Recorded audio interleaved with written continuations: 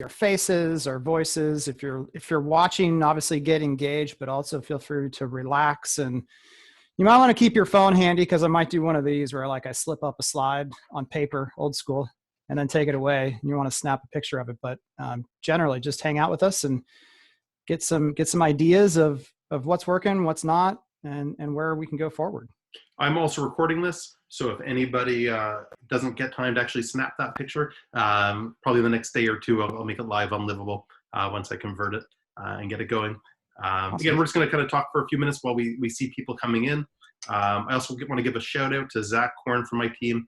He's co-hosting with me. He's behind the scenes. But if you look at the bottom of your screen, there's a QA and there's a chat. If you want to ask us a question, pop it in the QA. If you guys want to chat, throw it in the chat. We'd love to, Kevin and I can both see the chat. So Let us know who you are, where you're from. Just say hi. We'd love to see those coming in. And a pro tip that you probably know by now, having gone through a month and a half of different presentations like this, make sure you hit the tab over to make sure that your chat messages go to panelists and attendees. So if you want to talk to each other and not just us, ask someone else a question or throw something out for the whole group, you can do that too. Yeah, and feel free if you want to just send us a message like, Matt, you are awesome. Send those right in. Right. Analysts love seeing those come in. Again, we're going to give it a few more minutes. I see some more people still coming in. We haven't really plateaued yet. So we'll just kind of hang out here and while a few more people come in, and then we'll jump into it. One thing I want to mention, thanks Benjamin Buck for saying that I am awesome. One thing I want to mention, this is not a webinar, although some of the marketing material did mention webinar. This is just a chat. This is not meant to be a slide presentation and going through a slide. This is Kevin and I. We've known each other now for a few years, although we live in completely different parts of the world. I'm up in Toronto, Canada. Kevin, where are you from? Where are you living? I'm in the central Ohio. Oh, this is doing my best weatherman impression. So Columbus, Ohio. And Matt and I have gotten to know each other mostly virtually, but about once or twice a year, we're in the same place at the same time. And it's been great to get to know you and the rest of the team. You guys have a great team there at BuzzBuzz. Thank you. So I think we can really get into it. I mean, obviously, we just mentioned you're in the US. I'm in Canada. I think a lot of the people listening right now are in Canada. But you really, why don't you tell us a little bit about what you do and a little bit about online sales consulting, because OSC is a really unique thing in Canada. And even to the US builders who are watching, I'm sure some of them also aren't so familiar with it. So why don't you tell us a little bit about yourself, and then I'll tell a little bit about myself, and we can jump right into some you bet. So I've been in home building and development since 2003. I've worked for 3 different home building organizations. 2 were multi-billion-dollar companies, one public, one private, that did between 6,000 and I think 50,000 homes a year or so. And then I also worked with a small semi-custom builder in Pittsburgh, Pennsylvania from 2007 to 2012. They were purchased by another company in 2013. But 2008 to 2012, I didn't have a choice. We were spending $15,000 every Saturday and Sunday or weekend for a full page ad in the paper, full page, full color ad, all the stars on the map, the different information there. And it wasn't affordable. It wasn't an option anymore as a smaller company. And so that pushed the shift towards online sales and digital marketing. And the last thing I did at the company I left in July of 2007 was I ordered Mike Lyon's book, Browsers to Buyers, which he's since updated. And so when I showed up to my new company, right in the beginning of all of the things changing here in the States, that book was on my desk. And I went to someone in my team and I said, hey, let's give this a shot. Sarah Williams, who works for Lasso CRM. And we just used the book, Excel, and Outlook. And we sold, I think, 12 homes in the first year or so. And we thought, this is amazing. And after perfecting it, hiring Mike as a consultant, moving forward, getting Lasso in place, a real CRM system, it quickly became 40% and then eventually 70% of all of our sales coming from this position. And those are scheduled appointments, someone calling, emailing, asking for more information from the website, getting set a specific time and place to meet a sales rep, and then that sales rep converting that interest into a sale in a show home, walking through inventory. And so now what Mike and I do, and Mike has been doing this for over 10 years now, is just working with home builders and developers around North America. We worked with several Canadian companies in the past, mostly in Alberta, and we can talk about why that might be the case as we go through here. But in other industries, they call this position, Matt, an inside sales rep. So it's just someone who is behind all of the marketing efforts, of which the website and all things leading to it are the biggest one. Syndication sites like BuzzBuzz are certainly also important in that. But it's making sure that we're doing two things primarily. We're responding to inquiries as fast as possible. So like one silly example is, how fast should we get back to people when they call? Well, we should answer the phone when they call. We shouldn't let it go to voicemail and call them back in 5 minutes. We should answer. So speed of response. And the second one, which also is always fun to talk about, is personalization. So we love automation. We love technology. But we have to use that technology to allow for better and more personalization and human connection. And so that's what we do at Do You Convert, is help builders build that entire system from beginning to end, from lead all the way through to appointments in the show homes. Which is really funny, because in Canada, I mean, that is something that is totally missing from our part of the industry. And we've talked about this a bit before, but there's no doubt that in 2008, 2009, it's funny, that was also when BuzzBuzzHome started. So I think we both started right around the same time. I think in 2008, 2009, US really put the pedal to the metal on dealing with online leads, dealing with all leads. Yep. And any lead came in was almost like thought of as gold. Whereas in Canada, we did the opposite. We really focused on marketing and hype. And like, Canada is hype machines. I mean, you see lineups around the block when a new project launches. You guys have like rock concerts to open up new communities with we real had, musicians that people know. Like Pharrell's involved with a project Untitled that launched a few months ago. A huge success. But we also fly. I mean, we're very also, especially in Southern Ontario, realtor driven. So builders fly these VIP realtors to Milan, to Japan, to Florida, to Vegas. Like literally every week is like a new VIP realtor trip somewhere crazy around the world with these insane trips. So I mean, hype is really been the key. But when it came there, because of that, when it came to the sales side, it was more just order taking. And we never really had to be that strong on the actual lead conversion side. And you mentioned Alberta. It's exactly, I mean, they're in a bit of a different market there. And we can go into that in a little bit later. Yeah.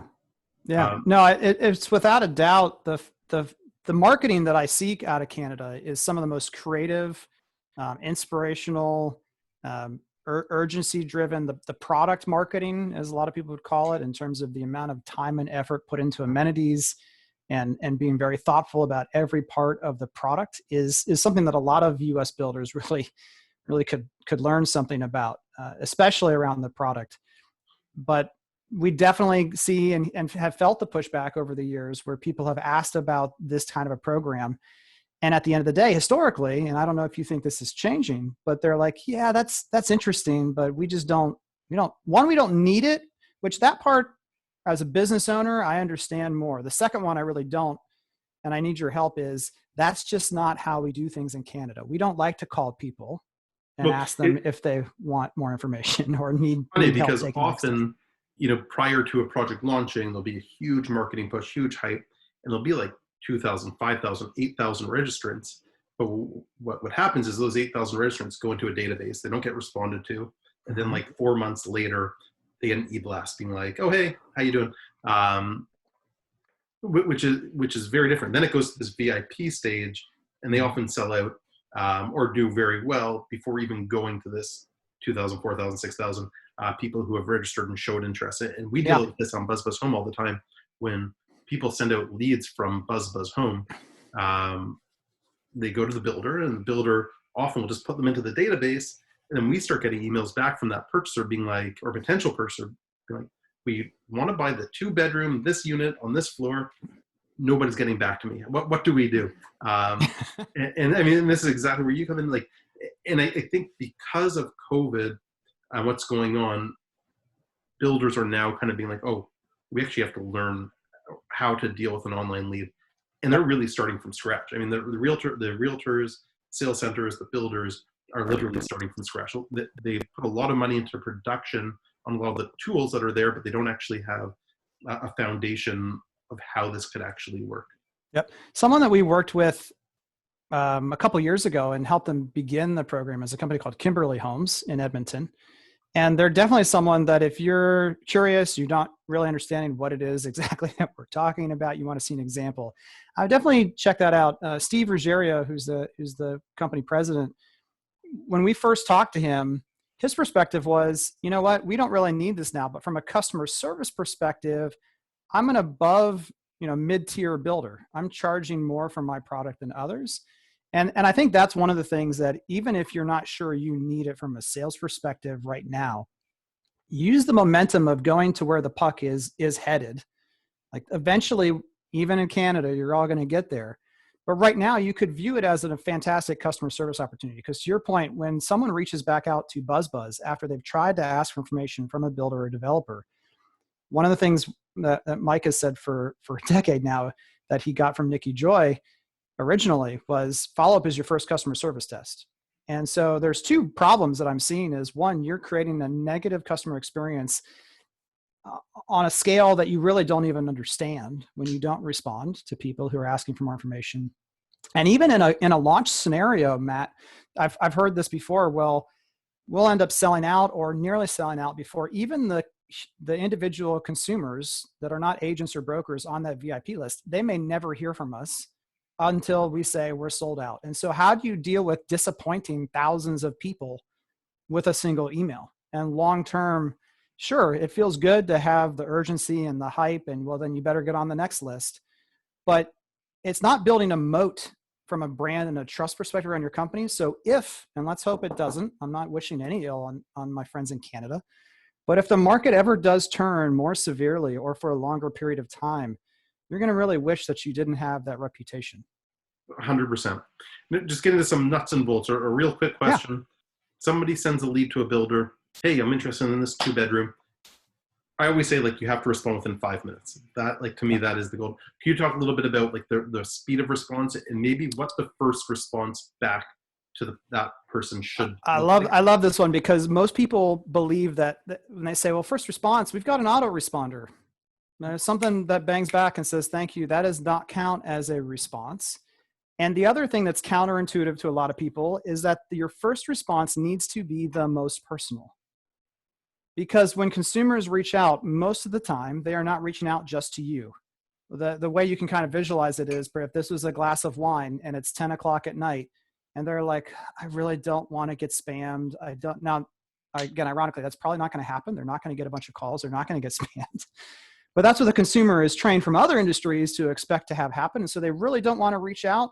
But when they do, it's almost like once that barrier has been broken, they're going to go ask for more information from 4 people all at once. And so you have to be fast. 5 minutes is awesome. We would say the minimum needs to be 15 minutes or less, or none. Again, let's just answer the phone when it rings.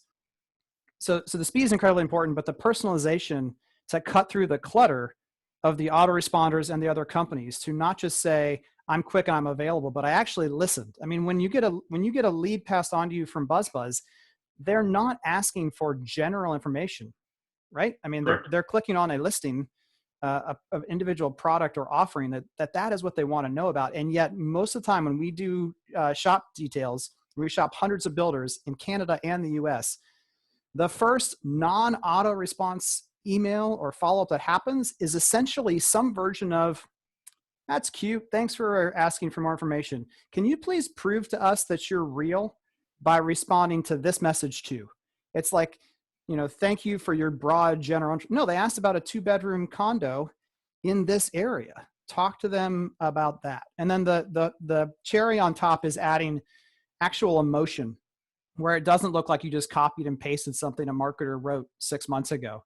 But there's some genuine excitement of, I'm really excited that you're beginning this process. Or if someone mentions they're thinking about relocating from another area of the country, ask them a question about why they're moving or that they're going to love it in this area. And maybe you're going to include some details about the local area that you grabbed from Wikipedia or some other source.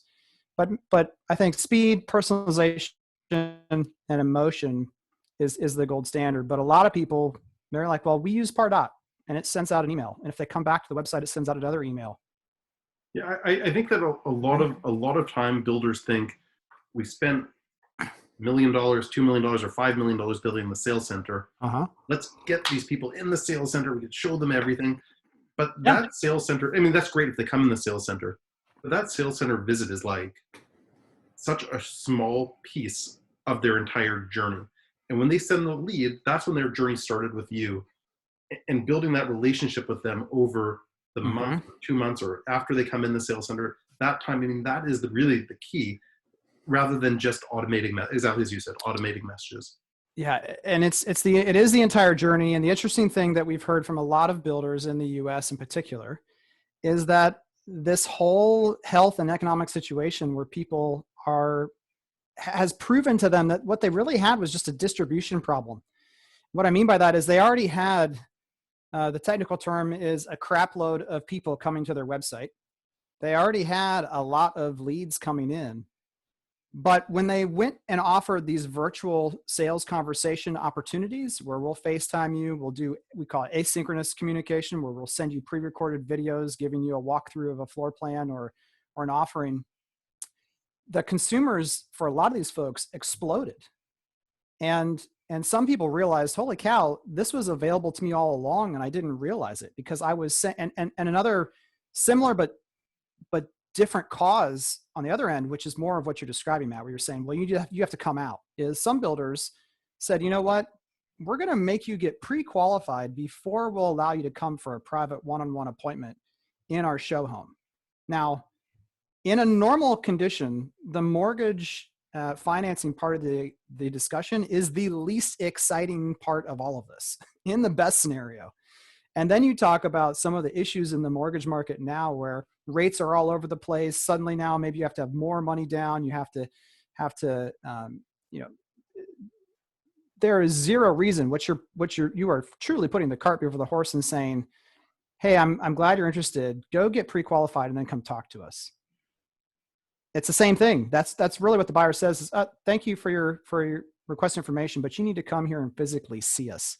Yeah. And I don't think we're going to know for sure what the new normal will be. And I really hate that term, but we're not going to know for sure until sometime next year.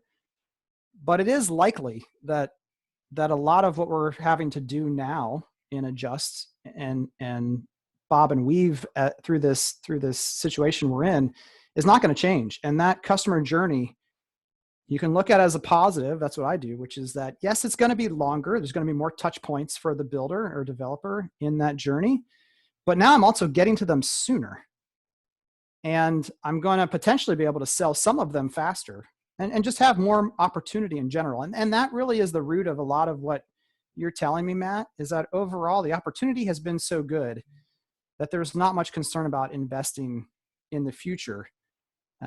And what you're going to see is, a lot of all the builders that we work with, which is about 45 across North America, different sizes and shapes, they haven't had to change much of what they've had to do, except for when it comes to the frontline salespeople in a show home scenario. The rest has been eerily similar to them, almost like, where am I? Everyone else is freaking out and screaming and gnashing of teeth, and we're just kind of continuing on.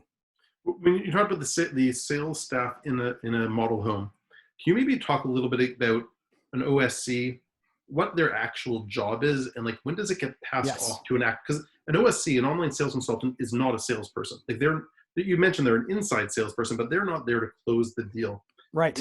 What's the actual role of the OSC, and when does it get handed off to the actual sales center?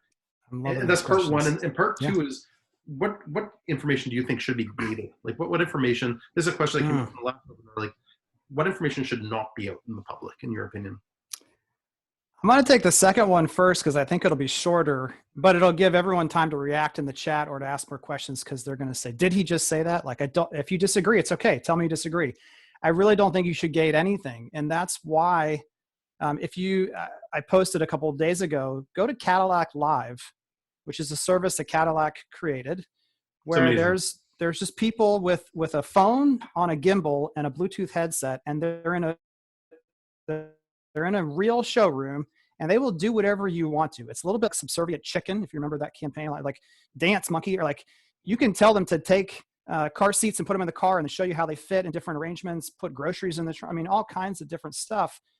But gating any information historically has always added doubt. And in a period of uncertainty, there's no reason to add doubt at all. So whenever we see gated content of any kind, what happens is lead count goes up and appointments and sales don't change at all. So if you're a marketer and you're fearful for your job and you want to do something that sounds impressive, gate content and leads will go up, but it's just causing more work and sifting through of all these people asking for information.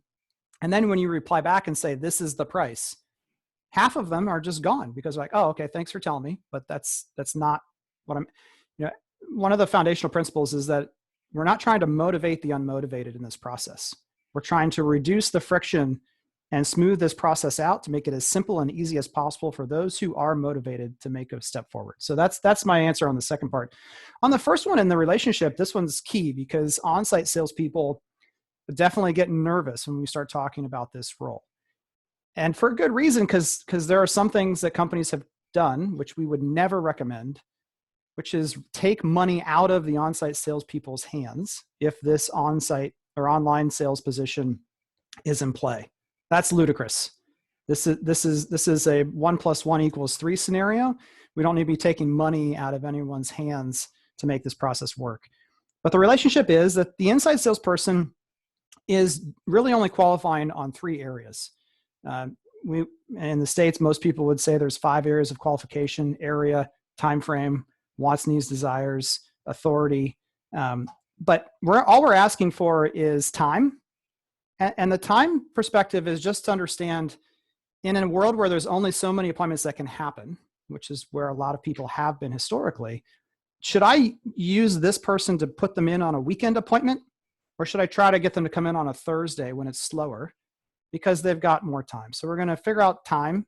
We're going to ask them if they've seen pricing on the website and if they're comfortable with that price range. So basically just saying, want to make sure you didn't miss this. We start from the 700s. Does that sound good? We're not asking them to prove it. We're not asking about front and back end ratios, credit scores, none of that business. Because again, that's not emotionally exciting and not the right time to have the conversation. And then we're helping them on area, because a lot of developers and a lot of builders will have multiple projects that are relatively close to each other. And an interesting number from all the folks we work with is that about 1/3 of all leads for a project come from ads that were run for a different project. So what we're seeing is this cross-pollination effect of communities and projects, where I might see 5401 North is an amazing multifamily, and I see that ad, or I click on it, and then I realize that this developer has 6 projects and I never considered the other one.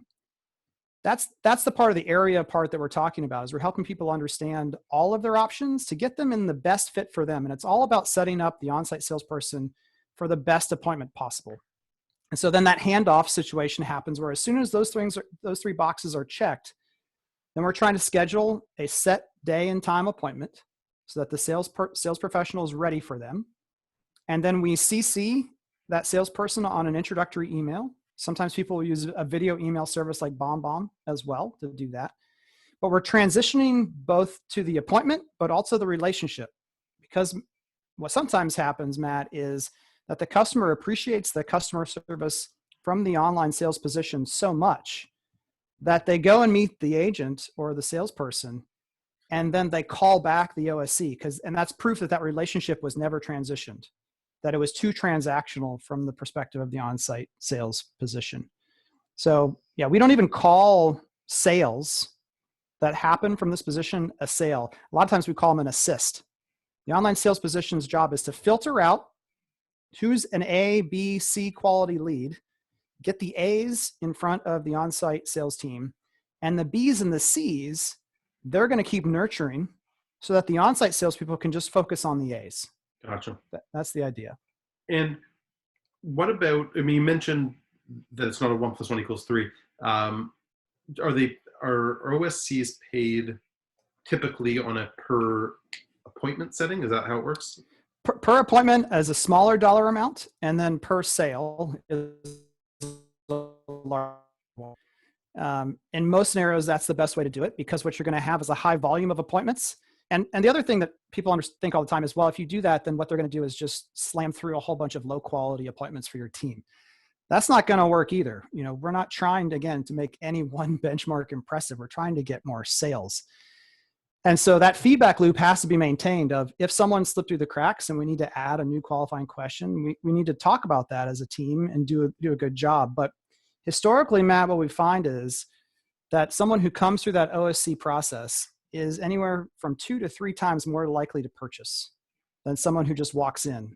And I call it the Dumbo effect a little bit of, Matt, you could walk into a show home or sales center at 2:00 on a Tuesday, just randomly. You're going to get one type of sales presentation from the team. I'm not saying they're not going to give you their best, but it's going to be different. It has to be naturally as a human being. Then if I know that Matt is showing up on Tuesday at 2:00 because he already answered those 3 questions, and what it does is it takes away half of the possible objections that you or your spouse could say. Like, when you show up for your 2:00 appointment, you can't say, I'm just here to look at decorating ideas. You can't say, I was just in the neighborhood. Everyone knows why we're there. And so you're going to get a different presentation naturally by having that teed up for you. For people who are listening, thinking, hypothetically, this sounds like a great idea. I mean, this isn't hypothetical. In your experience, like, what percentage of builders in the US currently have OSCs working on their behalf? I think the number is getting close to 60%. This is the last thing that I saw. And I think Lasso did that survey, but that number is sticking to my head. And even, every year we do a mystery shop of several hundred builders to look at response times. And we also look at who is responding. Is it an online salesperson or just a regular salesperson? And it was 48% pre-COVID, 37% pre-COVID in terms of responding to the leads. So that's the other thing is about 60% of builders have someone in that role, but they're not routing all of the leads through them yet, strangely. They're kind of like, hey, if it's a general broad web request, that can go to you. But if they're asking for a specific community, we're going to bypass you, which is also a mistake. But we did see that jump up to 48% during the middle of the virus, where everyone was like, okay, we're kind of more all in on that. But in the US, about 60%. And I have a hunch 5% in Canada. Yeah, I'd say under 5% would be my guess. I mean, and again, it's very different markets. And if you're looking in Southern Ontario, it's a very different market. But I think it's something that definitely builders are now, without a doubt, paying a lot more attention to leads. I mean, they have to. And I think, though, that's hopefully this is going to be something that's really long term. And as you mentioned, this is a real reputation thing. I mean, how do you? It's also something you control. So that's one of the questions I have for you. I think it's when you have an online sales program, you as the builder or developer are in control of your own fate, to at least a greater extent than someone who relies completely on real estate agents and brokers, which are fantastic to have. My question is, in the US, I was talking to 2 people a couple of weeks ago who were trying to sell their own personal home. And the agents just said, you know what, we're taking 2 months off. You're going to have to find someone else to list your house. And the general real estate market here in the States, that is the perspective that most brokers and agents have taken, is they're telling customers not to list their home. They're taking time off. And that's put builders who heavily rely on those people getting out and showing products. They're like, wait a minute. I thought you guys were and you are our partners, but they're also independent contractors who are more likely to do what they need to do than to be overly concerned about your fate. Yeah, the flip side of that also is a lot of builders can see this as a huge opportunity for them. It's much harder to go see a resale home. I mean, a resale home is very different than a new construction home where, absolutely. I mean, again, sure, builders may have put a lot of money into their sales centers, but all that information is now online. Like, there's no need for that other than creating a real crazy sales environment. Yeah. So, and this chart right here, this is showing Austin, Denver, you got New York City down here at the bottom, but this is the drop in year over year, the number of used homes on the market. And so Austin has recovered, but to your point, it is a huge opportunity for builders. Did you say used homes? Yeah, those are used homes. Yeah, I love that. I always use resale. I love that. I'm going to start using used cars. You don't say a resale car. That'd be too nice. Yeah, it's a used home. Love that. Yeah. So Yeah, I think there's Yeah. a huge So opportunity. yeah, there's right absolutely now. opportunity. But again, what some people are finding, yeah, the agents just aren't willing to be involved necessarily. So this gives you a little more control and perspective of the numbers and what's working and what's not. How does the OSC? This is a question that came in from Pharrell. How does your OSCs differentiate between an investor and an end user? Like, how is their messaging different? Mm. Uh, Similarly to how an OSC would interact with an agent or broker and an end user. So investors and agents and brokers, this position almost instantly gets renamed to a concierge perspective. So now in a broker or agent scenario, we often tell people adjust your email signature and call yourself a realtor concierge for the company instead of just an online salesperson or a new home specialist, because now you want to become the primary point of contact. And this is something interesting that both for investors and agents and brokers, they don't want to have to talk to 15 different salespeople across 15 different projects. They want to have one single point of contact where they can call anytime and say, hey, what have you got? And I don't just mean in this one location. I mean all across the market. Which homes are available? Anything you guys are willing to do a special incentive on for me? They just want to be able to pick up the phone. And if I'm the OSC, I'm saying absolutely. Just you put my name and number in speed dial because I can help you with anything. What we say is online salespeople don't have commission breath. They're there to provide a service. They can't sell you a home. That's not their role. And so in an investor scenario, it's like, awesome. And by the way, I'm going to help you with what you need right now, but also know that you can call me about anything, anytime, and I'll take care of it for you, or I'll get you the information in an easy to digest format. You know, we've been talking about dealing with online leads and like responding within 5 minutes and making it sound very rosy. What about the other side of it? Like for an OSC, someone sends a lead, hey, I'm interested in a 2-bedroom, 3-bedroom bungalow, whatever. The OSC goes, great. They respond within 5 minutes. There's no response. How many times are you your OSCs following up, and how are they following up each time before they're like, okay, this is just this is going nowhere? Yeah, and I remember this specific conversation extremely well. I went to go visit one of our builders in Edmonton, and I talked to one of their existing marketing partners, and I was just explaining this follow-up program and the cadence, which is essentially 7 pieces of follow-up within the first 30 to 45 days. And it's going to vary, depending on the type of information we have on the prospect. If we have their number, we're going to call them. We may text, we may do a video email, we might do normal mail. So we're going to, Mike Lyon and Jen Barkin call it chips and salsa. Every email is an excuse for a call. Every call is an excuse for an email. You can just kind of daisy chain those and keep it rolling. And this other individual was like, oh, 7 times in a month? That's a little bit aggressive. So I don't know. I mean, let us know in the chat if you think that's aggressive in today's world. This was about 4 years ago that I had that conversation that I'll never forget. But has the world changed in Canada? And this is until they respond. So if they respond, again, we're shutting off all of those additional touch points and we're going completely personal, one-to-one, and moving forward. Right. I'd say that there's no doubt from my experience in BuzzBuzzHome is across the US and Canada. In Canada, builders are much more polite and don't like to be aggressive. So it's like, I emailed them back once and I didn't get a response. Well, they're not interested. Whereas in the US, as you mentioned, I mean, it is like email after 5 minutes, email after 3 days, send a video email after 6 days. Like there's a real process to it. Whereas in Canada, like I think people get a little bit scared. Like, ooh, I think I've already done twice. That should be enough. Yep. And I see Jordan's comment that he doesn't think it's aggressive. Martha is from the States, but she's tuning in. She agrees it's not too aggressive. Listen, if someone said they're interested in buying a 2-bedroom, then it's not aggressive. Like they've shown interest. Well, and this is why the whole perspective matters so much, and why I like just having a conversation. It's all connected. Every single piece is connected. We talked about gating content. Sure, if you're hounding someone and you gated a piece of information that's critical to them making a good decision, and then you blast them for 10 days or 30 days, 7 times, that's completely different in my mind than someone who you gave access to all the information, and yet they still want to proceed and move forward. That's a whole different setup. I also think it's very different, as you mentioned, when it's actual human one-to-one. I mean, listen, if someone sends an email saying they're interested in a 2-bedroom, and you just put them into an e-blast drip campaign once every day that talks about nothing.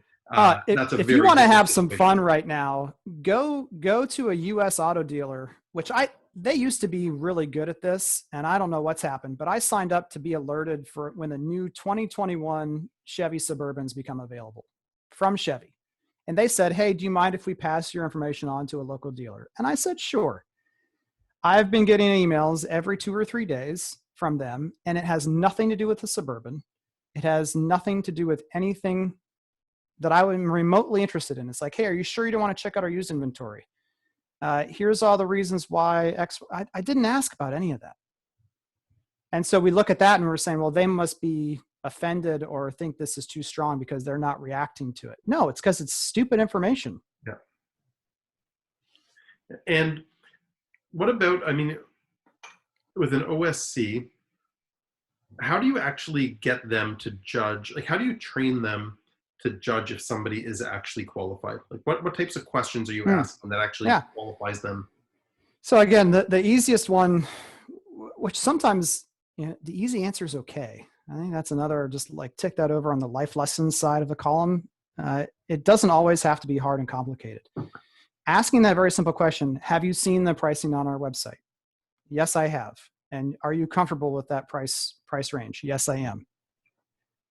That's as much as we want to qualify to that point. And so again, is this a slam dunk for the on-site sales agent? Are they simply there just to get them to sign on the dotted line? No, but we're just doing the basics that make sense in the situation we're in.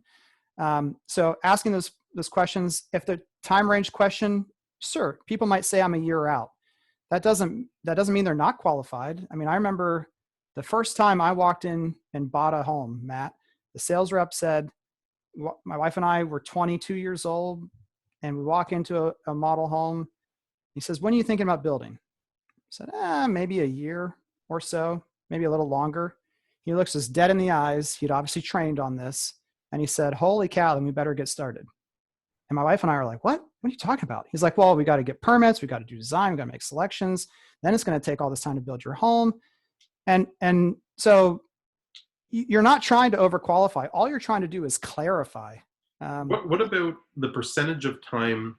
What percentage of time should be spent on qualifying and actually setting up the meeting versus just general relationship building? I mean, yeah, that's almost all it is. Again, it's not so much qualifying, although that happens. It's clarifying, making sure that they're understanding what they're getting into, because that's the first thing that you're going to hear as an online salesperson is if you send someone to an appointment and they're like, I mean, everyone who's an online salesperson listening to this has heard this conversation happen.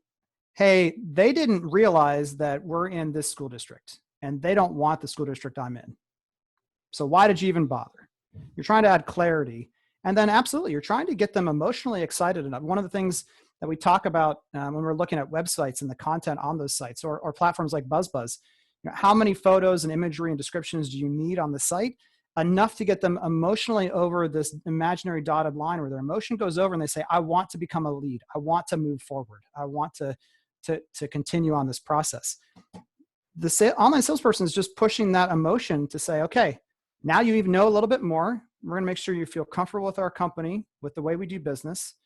And we're going to help you get emotionally excited to want to take that next step. What about, sorry, I just saw somebody ask if there's going to be a recording of this. Yes, we're going to do a recording. Yep. We'll post it on Livable and anywhere else. But that should be in the next day or two. What about objections? Should the OSC be dealing with the objections themselves? And I'm asking this now, especially because of COVID. I mean, I'm sure the objections that you're seeing have changed quite a bit over the last few weeks versus what they were before. Who actually deals with the objection? Yeah. So first thing that they're going to do is figure out if it's an objection or a condition. So again, if it's a condition, something we can't change, can't be done. I only want to live in this school district. Is that the school district you're in? No, it's not. So we don't have to rack our brains around conditions. We're trying to add clarity so people can make a good decision. When it comes to objections, The biggest ones that they're going to deal with have to do with, I don't want to take the next step, or I just want to think about it, or I need to check with my spouse or significant other before we schedule an appointment. Those are the objections that we're going to teach them how to overcome and probe and be better at getting that next step. Objections around the community, those are actually closing questions for an online salesperson. So when someone says, for instance, well, I don't know what level granite I want, or what color options do you ask? Anytime that there's something that's that complex, that's the natural transition to saying, you know what, Matt, that's some great questions. We can or we can't do customizations. We can or we can't do these kind of adjustments. But those are fantastic questions that are a little complicated to answer. The actual salesperson. And that's why we need to get you with the on-site agent. So we're not trying to sell, and maybe that's something else we need to talk about, is the difference between online sales and what our team is calling true virtual sales. So FaceTiming someone in a show home where they're going to ask you very specific questions and throw out objections like that, that's real sales. That's a different scenario than an online sales position. What about someone who they're going through this, they don't qualify? This is a question that Yatin just asked. What if they don't qualify? What does the OSC do with a non-qualifier? Good question. And if that's the only project you have, then you just say, hey, would you like to remain in our database to be made aware of future projects that are coming online? So I'll give you a couple examples of how this has played out all the time. Someone will call in and say, do you build homes in this specific area of town? If the answer is no, that disqualifies them from being able to move forward today. But the easy next question is, would you like to be placed on a VIP list, being notified should we ever build in that area in the future? So what you have to be okay with is saying, I'm totally happy, Mr. and Mrs. Prospect, taking you out of our system entirely if you're just like, we don't want to hear from you again. But you can always offer up that, you know what, right now it's not the time, not the fit. We don't have what you're looking for. Would you like us to continue making you aware? We don't have to just say, can't buy today, worthless to us. That's not good customer service. There was a question that came in from Realtor Shayna. It says, do these same rules apply to independent realtors partnering with, in this case, partnering with BuzzBuzzHome? If not, what are the best ways for an agent who convert leads received from a platform? And I would say, yeah, I mean, you may not be as large of an organization that you have an OSC on your own staff, but yeah, you have to act yourself as an OSC. I mean, you have to treat any lead, you have to treat as a human. In my opinion, I mean, I really don't believe in these chat bots and these auto things and just putting things like it. To me, that's not the way to build relationships. And I know when I go to a website, I love live chats. I use them all the time as much as I can. And like the second I feel it's a bot, I'm out of there. But if it's a real person, like we get into deep conversations. And I think realtors need to deal with any lead they get in the same way. Respond really quickly, respond in a really human way, try to figure out what objections are, try to build that relationship, and know that a lead that you're getting today especially in pre-construction, they may not be buying in this weekend. You may have to work on these leads and this goes to realtors and to independent realtors. You have to work on a lead for a long time. I mean, online leads, you have to build that relationship. They may not buy for 6 to 8 months from now. And it takes time to actually be farming them, be actually nurturing them. Yeah. I think one of the things that might be slightly different is that, real estate agents and brokers have a much more personal brand, so that they're working for the company, the big brand with a capital B, but you've got to probably do more messaging and personalization and have content around your personal brand in that follow-up as well, because they're asking a question about a specific home or product. But you, as an independent agent and broker, can work on anything they ultimately end up being interested in. And that's one of the things we saw, I think it was 2017, when we did our follow-up survey. One of the things that we tested was we sent a third of the leads through the builder's site, a third of the leads through a syndication platform, and a third of the leads through social media to see what would, and when we sent it through the syndication platform, builders and developers did terrible, but real estate agents shined. But the difference was, and I don't know enough because we don't work with them, it's not our specialty, whether this is good or bad for the agent. when they followed on that lead for a specific product or home, the initial follow-up was personal, but it basically said, thank you for asking for information about homes in Worthington. I'm an expert in the Worthington area, and whether it's this home, another home, new, used, et cetera, I can help you with, I'm an expert on Worthington. That was kind of the change in the messaging, whereas an online salesperson would not do that because they're asking about this product for my builder. And so I'm going to answer those very specific questions about what they're looking for. Yeah, listen, and the nice thing about a lead like that is you can, as you mentioned, you can convert them into a resale potentially, or you can convert them into a used house potentially. You can take them anywhere. We had another question from Sonia, and this is a really interesting one. It says, what about converting older demographics? Sometimes the process of a lead starts when they walk into the sales center, not online. And I think that's a really interesting one because I mean, we're dealing with a generation that starts online, email requests, and we're dealing with online leads. But you also mentioned people who just walk into a sales center for the first time and they may not be ready but need that nurturing. So in your system, after those people leave, does an OFC end up following up with them, or does an actual sales agent end up following up with them? That's going to vary by company and by bandwidth. So our belief at Do You Convert is 250 to maybe 350 is the most new leads in a given month.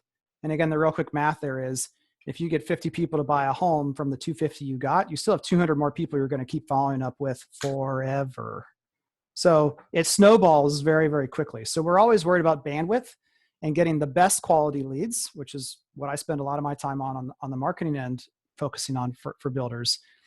But if the bandwidth is there, absolutely. Those C and D leads in particular, one, they most likely, pre-COVID anyway, would never make it into the CRM system. They just wouldn't be in there.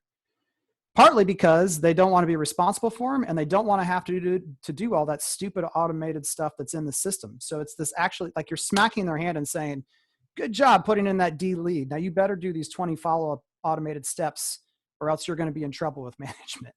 That's not the type of Pavlov dog response we want to build in the system. So when you tell them, hey, put in the C's and D's and you don't have to worry about them because we're going to pull those out, assign them to another team who's going to nurture them over time. But I think the other interesting thing, I get to use my second piece of paper today, is this graph right here. And what you're seeing on the far left here is this is year over year website traffic in May so far. It's up 70% from last year. And this is 50 different home builders, all different shapes and sizes across the US. Up 70%. You know what I think that represents? That represents basically 100% for the first time.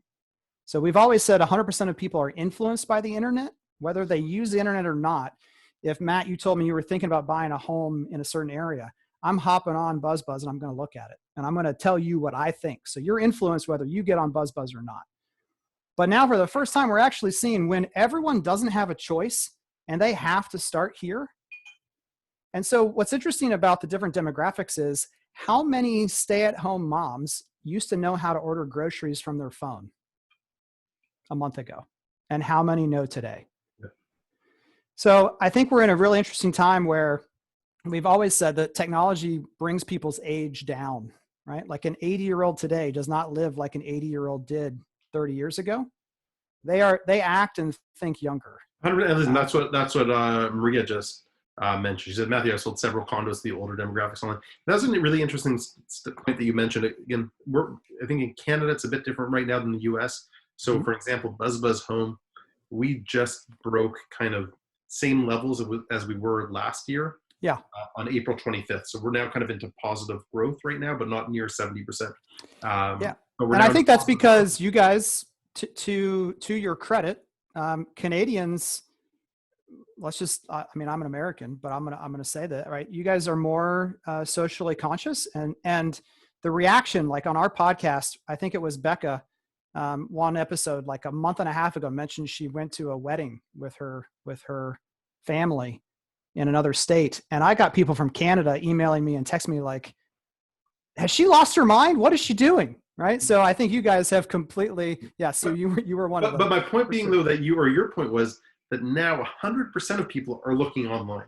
So yes. It's not saying that in your graph, I imagine it's not saying that we're up 70% right. And that's right. You're saying, well, we still might be lower kind of than we were before, but now 100% of people are looking online. Appointments and sales are flat or down for the builders that we have access to the data, on average 10 to 15% for the month of April. So you're right, that 70% does not equal 70% more sales. But for the first time, if you've got a CRM in place, you know how to do digital well, you now have visibility of what 100% of your traffic actually looks like, whether they register or not. Now you have a better sense.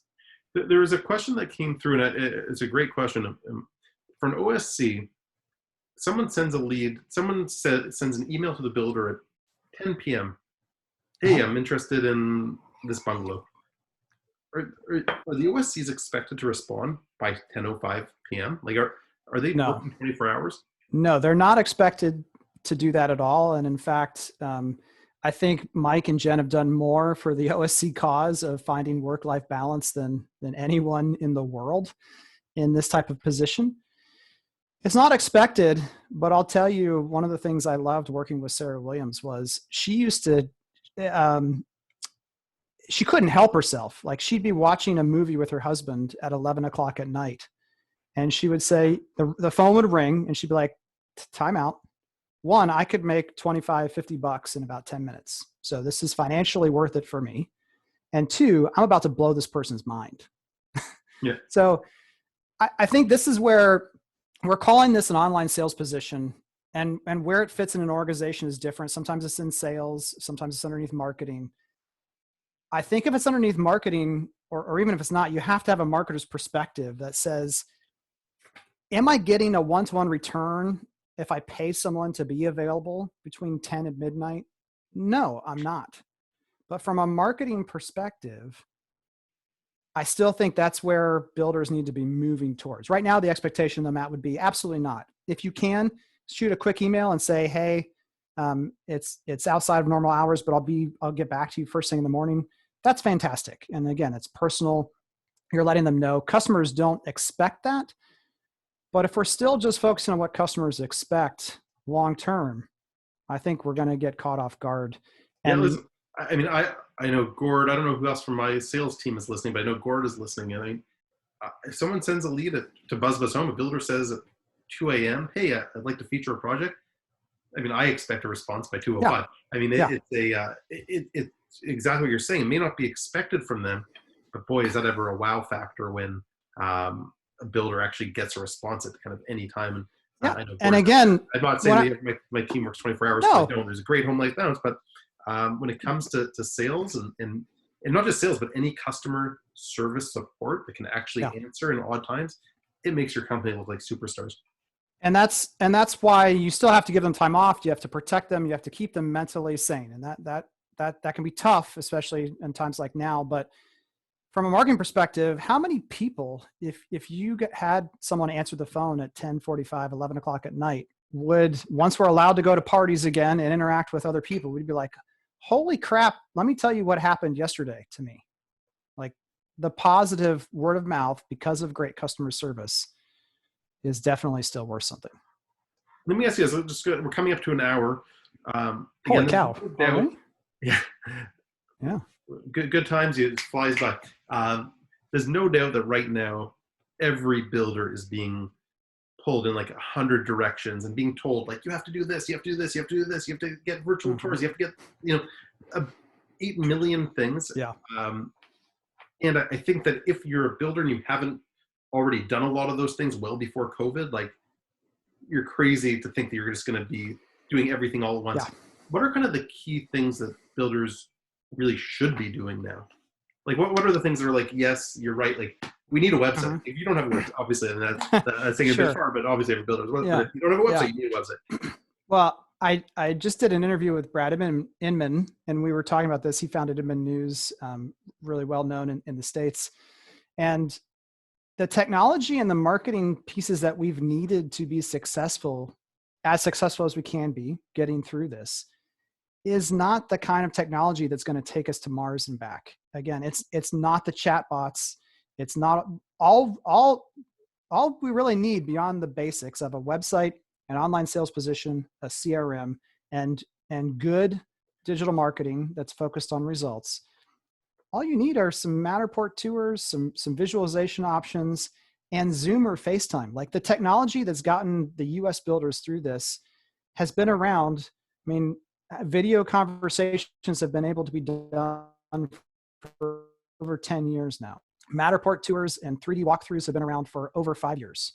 So those are, because you're right, that I saw someone just post somewhere online like, hey, I want to get access to on-demand door lock technology to let people in. Well, guess what? They're sold out. Almost everyone's sold out. You can't get that. But the stuff that's 10 years old, it's funny. I'll say at BuzzBuzzHome, we just started last week. You can now integrate a Matterport tour directly into your list on BuzzBuzzHome, which again, Matterport's been around for a long time. We just started doing that now. I mean, we did a major pivot about when this all started and get some products out to really help builders during this time. But I mean, that's one for us that we thought was really important. The virtual tour, I mean, there's a billion things we could have done, but actually being able to show virtual tours was really important. The other one is being able to actually set virtual meetings with builders. So that's going live, I think, next week. So what happens though when all this goes back to normal? Right? Well, that's the question. So I think this stuff is here to stay. Like I do too, but I think they're going to email you and be like, Matt, can you get rid of that? Because it's annoying. Like we want them to come back to the sales center. Yeah, well, we could position it a bit differently. I mean, it could be actual, change it from book a virtual tour to just book a tour. And I think of course, I think they're all roads lead back to the online sales position where the best companies are going to leave it up to them to make that call. Absolutely. We're obviously going to try to get them to come in, but if someone's either time frame is too far, or we're less sure about qualifications, or they have specific objections that they must get the answer to before they're willing to come out, I think that's where virtual sales is here to stay in some form or another. The other example is when normal walk-in traffic comes back, do you think you're going to be able to tell your salesperson or your agent, hey, thanks for working a normal day. We need you to take a Zoom call at 7:30 to walk someone through a Matterport. How's that conversation going to go? Yeah. Here's another quick question for you. Totally different than what we were just talking about. Someone asked us in the chat a second ago, what is an OSC? It can be like an online sales consultant or an online sales concierge. Is that what they actually put in their email signature? Like if I was, would I say Matthew Slutsky, OSC, online sales consultant, or do I have more of a concierge? Most of the time, I think the standard in the States is new home specialist that Mike and Jen would say is kind of the baseline. Certainly people get cute with it. CBH Homes and other folks have called it the new home matchmaker. But at the end of the day, you don't really want sales in your title. Yeah, exactly. You don't want to, again, have that commission breath. And you're not just online. So online sales is the internal language. It's not what you want to put for the external audience, because if someone calls you and then you email them and it says online salesperson, they might think, oh, wait a minute. I don't want to do a virtual thing. I want to just get answers. Well, I'm here to help you with it. A lot of people call it a new home concierge as well for that same idea. One more question for you. This was from Sylvia. She asked, is there a CRM that you could recommend? I mean, people love, I know from our side, people love Lasso. People, Spark is one that I'm hearing more and more of here in Canada, out of Vancouver, that we're a big fan of Spark. What else are you seeing? What else do you recommend? Yeah, Lasso would be our number one, and especially for people who are considering end-to-end. So online sales, there's a couple different things that can work for you. But personally, I've only ever seen now 3 times in my life where someone has been able to get over 85% of a large on-site sales team to also use the same CRM that the online team is using. And all 3 scenarios, that was Lasso. So you can use, Lasso is fantastic. HubSpot would be a number 2. Salesforce would be a number 3. If you Salesforce, you need a lot of integration though. I mean, if you like spending millions of dollars and working for years, then go Salesforce. But once you get there, it's a great place to be. Lasso would be a number 1, HubSpot number 2, and everything else has some rather big deficiencies. Now, Spark, I don't know Spark real well. If a multifamily project is all you've got, then that may be a fit as well. Another question coming in from Kevin Berth. He says, we are an entry-level builder. One of our top 3 questions relates to financial qualification. How should the OSC handle this question without having to lead qualify themselves before a visit? Yeah, just ask that pricing information, like I said, and understand that the on-site salesperson has to begin at the beginning. One of the big mistakes, if you guys try doing this, is that online salespeople will pass over a lead for an appointment, and it will say something like, well, Matt is interested in the Stanford. He wants to spend around $500,000. and he really wants to have this kind of cabinet color. And unfortunately, what some salespeople do is they're like, hey, Matt, great to meet you. Well, let's go look at the Stanford and let's go look at this and go look at that. And you want to acknowledge that you have that information, but you still want to begin the sales process from the beginning. And so that's where people got caught up is they're like, well, the customer told the online salesperson that they could afford X. Well, that doesn't mean we just leave it there. We still have to, but again, you've got to do it in a private and personal setting. So someone that you're just emailing or talking through on the phone, going through in-depth financing questions is not how we want to begin this process. It's something that needs to be handled by the on-site agent after usually they find the home that they're emotionally invested in enough to want to go through that headache of financing. One final question. For an OSC, what would be considered a good conversion rate from lead to meeting and then lead to actual sale? Yeah. And yeah, I guess what would be a good conversion rate on that side? You gotcha. So this is what we call our foundational level stats. And so, you can see we've got 1 to 3% of leads becoming, or website visitors becoming a lead. World-class is really anything above 1.5 for a neighborhood builder, suburban builder. 30 to 35% of those should become an appointment. And then 20 to 25 should convert to a sale. And then 30 to 35% contribution rate, we call it, for those assists that are sent to the on-site team. But I'll tell you what's interesting is there's a wide range, and we kind of call those our foundational benchmarks. That's not the high point. So one of the things we did recently is we split out the top performing companies that we work with, and those folks have closer to a 35 to 40% conversion of leads to appointment, and a 47%, so 50% plus contribution to sales through that program. Great. And your coach, again, people who are watching right now are thinking, I need the slide again. Yeah, we'll send links. We'll have links to other places you can go check it out too in the notes, I'm sure. Your company, again, this is for people who are thinking, yeah, I'm a builder in Canada. I need to get the system going. Do you convert? Does the consulting for the builder? You don't actually do the or do you do the whole process? We help them beginning to end. We like to say our job is to take the noise away. So helping you select the CRM system. Usually when you buy a CRM system, you're basically getting a car with no engine. So we help you build the engine in terms of the follow-up and the nurturing systems, the ratings. And then we're going to help you screen candidates. We've got a great recruiting and hiring process to go through. Then we've got a fast start to get them going in about 30 to 45 days to where they need to be with a quiz that they have to pass as well. So it's beginning to end. And then the other half of the business is saying, great, now that we've got this system that we can analyze each step, like I showed in that graph, well, now we can start having really great conversations like, you're getting these leads from BuzzBuzz, and what specifically do we need to change or adjust in that nurturing and follow-up process? And so what we really consider is that we're the only company that does agency-like work. We don't consider ourselves an agency. We're accountable for sales results. It's not just getting you leads and activity. Because of that ability to work around with this position is, if this position isn't creating appointments and sales, now we have full visibility of that entire funnel to analyze and make recommendations on.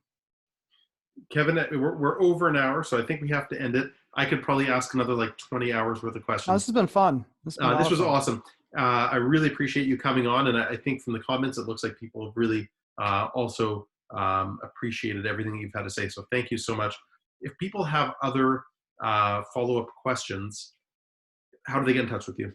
Yeah, just go to doyouconvert.com. We've got a team page there, so you can send a message directly to a team member, whether you've got a marketing question or an online sales question.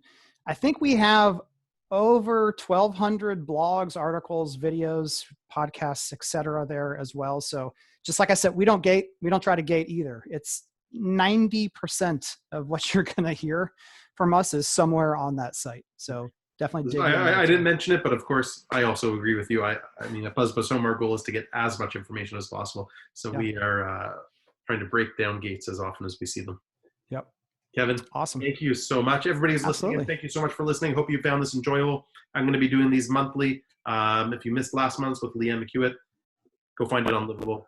And this will be live on Livable also probably within the next day. Awesome. Take care. Have a great rest of the week, everyone.